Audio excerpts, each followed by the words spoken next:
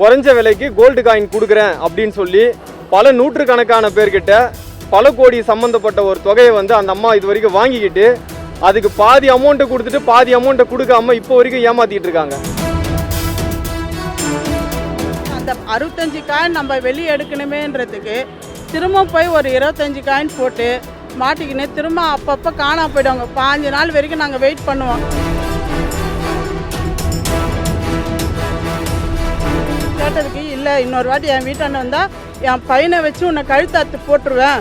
இதில் வந்து பொதுமக்கள் நாங்கள் தான் ரொம்ப கஷ்டப்பட்டுக்கிறோம். இந்த 6 மாதமா யாராவது ஆஃபீஸ் இல்லை, நாங்கள் அவ்வளோ கஷ்டப்பட்டுக்கிறோம். எங்கள் பணத்தை கொடுத்துட்டு பண்ணிடுவேன், அப்படி பண்ணிடுவோம், ஆளை வச்சு தூக்கிடுவேன் சொல்லிட்டு இதுக்கு நல்ல அதிகாரி தான், இதுக்கு நல்ல முடிவு கொடுக்கணும். எனக்கு பணம் போட்டிருக்காங்க இல்லையா, அவங்களும் ஒரு மாதிரி 2 பேர் கஷ்டப்பட்டு தள்ளி போடுறாங்க.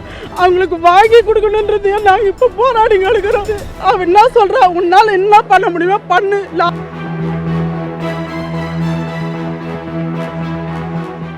நாங்கள் வந்து ஒரு தொழிற்சாலையில் வேலை செய்கிறோம், தனியார் தொழிற்சாலையில். என் கூட வந்து வசந்தின்றவங்க வேலை செய்கிறாங்க. அவங்க மூலியமாக தான் எனக்கு வந்து இது அறிமுகமாச்சு. இதுமாரி ஒரு 5, 10ன்னு கட்டும் போது எனக்கு 15 நாள் பொத்து வாங்கி கொடுத்துக்கின்னு இருந்தாங்க. அதுக்கப்புறம் வந்து ஒரு 65 காயின் நின்று போச்சு. அதை கேட்டதுக்கு இது வந்து 4 பேர் வந்து சேர்ந்து கட்டினாதான் இது பழசை வந்து ரிலீஸ் பண்ண முடியும், நீ ஆளுங்களை பிடிச்சி கட்டு, 15 நாளைக்கு ஒரு வாட்டி வாங்கி தரேன் அப்படின்னு நம்பிக்கை கொடுத்த பிறகு அந்த 65 காயின் நம்ம வெளியே எடுக்கணுமேன்றதுக்கு திரும்ப போய் ஒரு 25 காயின் போட்டு மாட்டிக்கின்னு திரும்ப அப்பப்போ காணாம போயிடுவாங்க. 5 நாள் வரைக்கும் நாங்கள் வெயிட் பண்ணுவோம். அதை வாங்குற வரைக்கும் 5 நாள் ஆனவொடனே போய் கேட்டவொடனே இல்லை, அவங்க வீட்டில் எதுவுமே பிரச்சனை, ஊருக்கு போயிட்டு இருக்கிறாங்க அப்படின்னு சொல்லிட்டு இன்னொரு 15 நாள் லேட் பண்ணுவாங்க. இது மாதிரி லேட் பண்ணி ஒன்றா லாக் ஆயிடுச்சு, இவங்க கட்டலை அவங்க கட்டலை, நீ திரும்ப ஆளுங்களை எப்படி அப்படின்னு சொல்லிட்டு 100 கணக்கில் இதில் பணம் இறந்துட்டுருக்குறோம். 25 லட்ச ரூபாய் எந்து என் கூட வந்து 12 பேர் வேலை செய்கிறவங்க காசை வாங்கி நான் போட்டிருக்கேன். எங்கள் சொந்தக்காரை வீட்டாண்டு இருக்கிறவங்க இது மாதிரி போய் நிறைய பிரச்சனையில் போய் நாங்கள் மாட்டிக்கினோம்.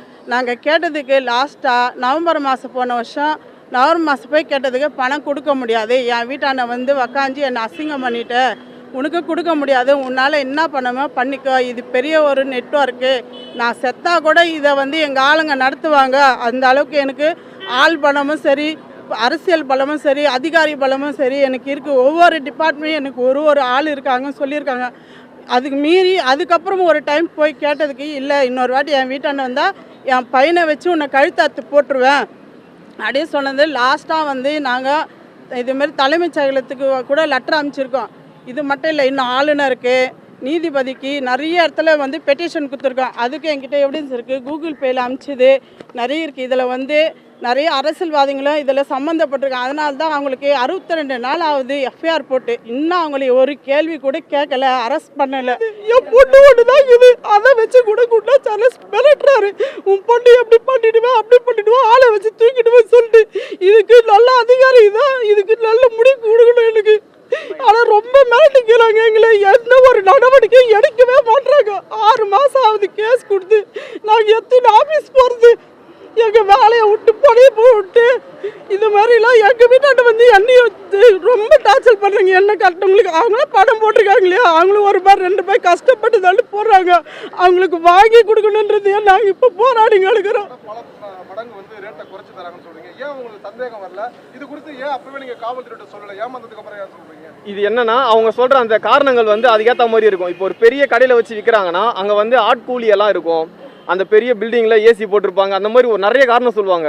அவங்களுக்கு எக்ஸ்பென்ஸ் எல்லாம் நிறைய இருக்கும். அந்த மாதிரியெல்லாம் இதில் எதுவுமே கிடையாது. அதனால் உங்களுக்கு 1000 ரூபாய் எங்களால் கம்மியாக கொடுக்க முடியும் அப்படின்னு சொல்லி அந்த அம்மா நம்மகிட்ட கொடுத்தது.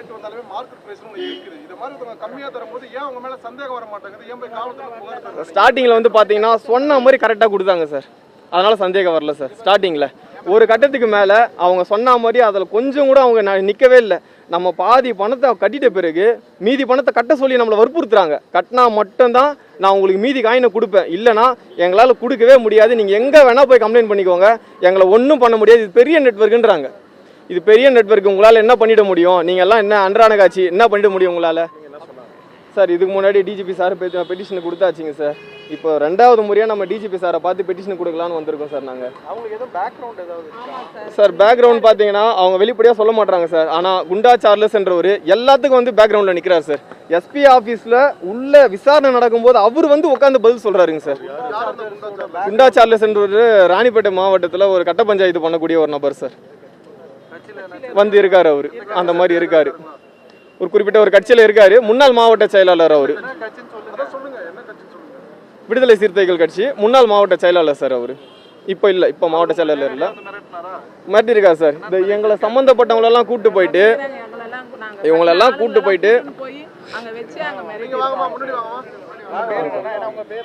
தமிழரசன் என்ன வச்சு